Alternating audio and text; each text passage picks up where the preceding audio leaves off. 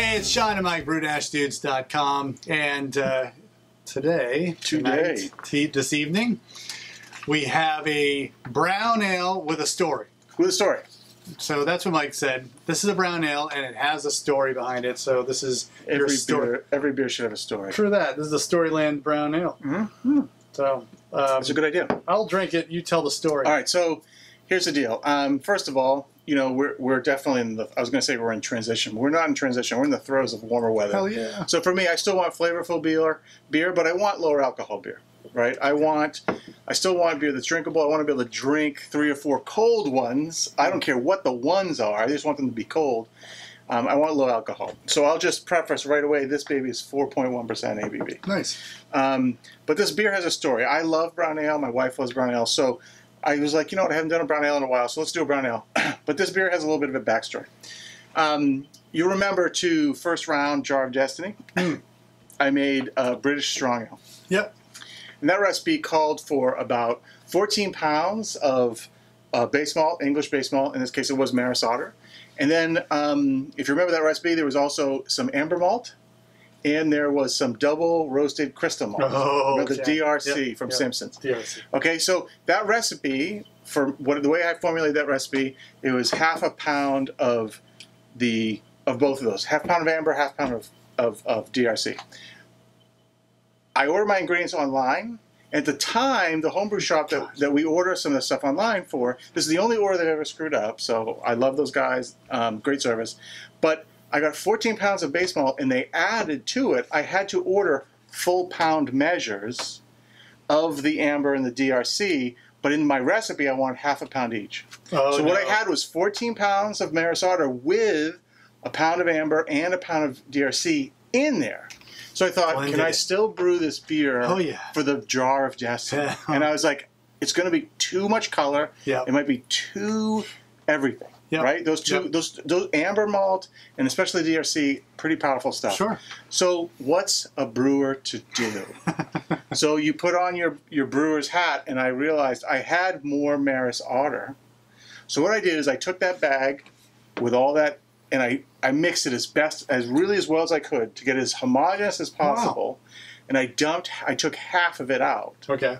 And replaced that half with Maris Otter. Nice. So now I had my 14 pounds. If you're doing the math at home, it wasn't a big, couldn't get it right exactly. But anyway, I had my 14 pounds of base malt and half a pound of Amber, half a pound of DRC. Sure. But now I had a bag on the side that was 7 pounds Maris Otter, half pound DRC, and half pound Amber Malt just sitting there. What am I going to do with this?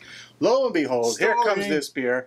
So that's 8 pounds. I added to that 8 pounds total then 3/4 of a pound of pale chocolate malt at 220 love and called it a brown ale. Nice. Because it basically all worked. It basically worked how I do it. So this is a little over 8 pounds of Maris Otter, 3/4 of a pound of pale chocolate, half a pound of Amber, half a pound of crystal DRC. I bittered this with 1 ounce for 60 minutes of Challenger, 7.5% alpha acid. And I also wanted to try something new here. I tried the Lallemand Windsor ale yeast in this, so that's just a different English ale yeast I hadn't tried before.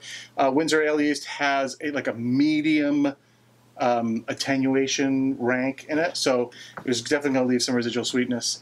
And I mashed this with a little bit of a step mash protocol just to try to maximize fermentability. So I started at 1041, finished at 1011 for about 4.1 ABV. And I used spring water in this, and I added 4 grams of calcium chloride, 1 gram of calcium sulfate, and a little bit of magnesium sulfate too, because I'm experimenting with magnesium these days. We'll talk about it another time. Okay. And a little bit of lactic acid in the mash just to make it all happy. Nice. I mean, right off the nose, in that first sip, I got a nice taste of that pale chocolate. There was like a little cocoa note. Yeah, there's a little cocoa note too. There it's other than that, I'd say toffee. I think that I might have said that for the British strong ale too. Yeah. I think it's either the amber or that dark roasted carrot. What? Double roasted crystal. Double roasted crystal. Yeah. Sorry, DRC. DRC, baby. Yeah. In any case, it's kind of that. It's because it's sort of your caramel, but like toffee to me has just that little bit of an oomph, like a little burnt taste to it. Yep. So that's what I'm getting. It's really drinkable. Yeah. I don't know that Windsor Ale yeast strain. Neither do I, but I like the way this came out. It works well. Yeah. And then the Challenger is all nice background. You know, kind of a earthy English hop flavor. And it sits well in the aftertaste and supports all the malt goodness that's in this. Yeah. I think that two things. I love that you use the word toffee because my wife and I tried this just to check the carbonation levels earlier today. And it's been in the keg for like a week. It's and that's really what I get. I get like a lot of that. There's a lot of biscuit and toffee in there. It's just sort of like that thing. I think if I was going to do this again, this recipe again, I might actually, and I've noticed this for my palate when I do English style ales that need some specialty malts in them to get you to style, like the British Strong Ale, whatever, that you can, Maris Otter on its own, it's a beautiful malt, but it really brings a lot of biscuit to the table to begin with. Yeah.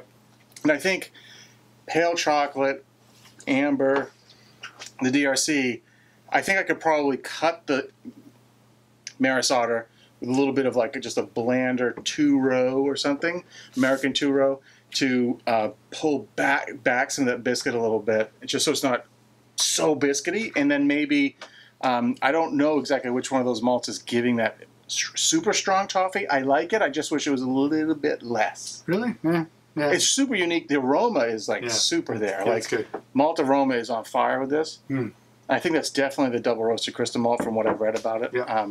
You know, so I love the beer. You know, maybe if I was drinking this beer in the late fall or something, I wouldn't mind all of that malty, melanoid goodness. And it's really nice.